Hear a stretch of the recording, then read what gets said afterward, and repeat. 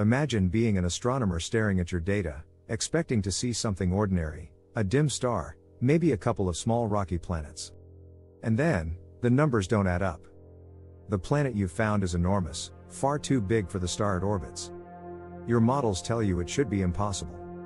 Your equations break down. And yet, the planet is undeniably real. This is the story of the Forbidden Planet, a world that challenges the very way we understand how planets are born. Exoplanet gold rushed before the 1990s, planets outside our solar system were speculation. Then came the first detections. And then more. Today, we've cataloged over 5,500 exoplanets. Gas giants hugging their stars.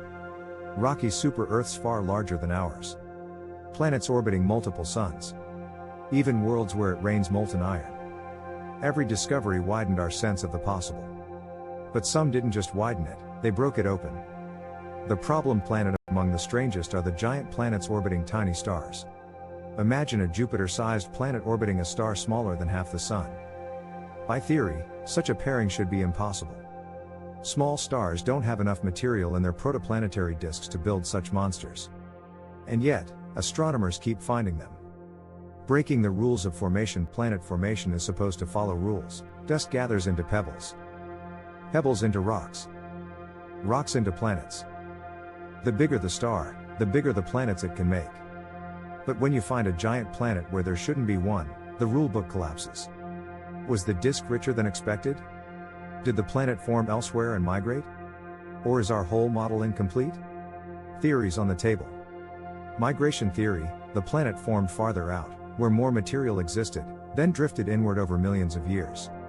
Capture theory: the star stole the planet from elsewhere, a cosmic theft in the crowded nursery of young stars.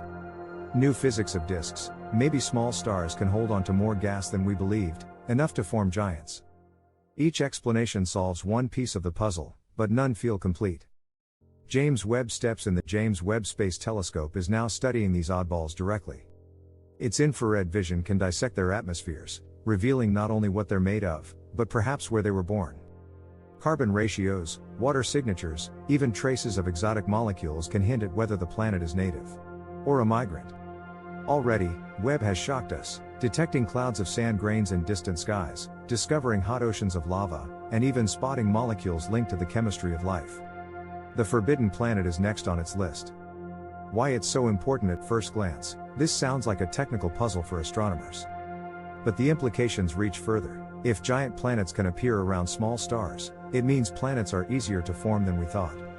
And if planets are easier to form, then habitable planets might be everywhere. It raises the odds that life, too, might be far more common than we ever dreamed.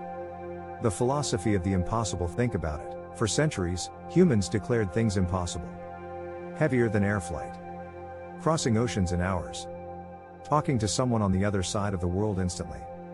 Each impossible became reality. Now the universe itself is telling us, impossible planets exist. And if planets can break the rules, what else might? Intelligent life? Civilizations? Entire cosmic structures we haven't even imagined yet? The Forbidden Planet shouldn't be there. But it is. And in that quiet defiance, it whispers something profound. The universe is larger than our imagination, richer than our equations, stranger than our fears. So tonight, when you look up at the stars, remember, one of those tiny points may be home to a world that laughs at the word impossible. And perhaps, someday, we'll visit.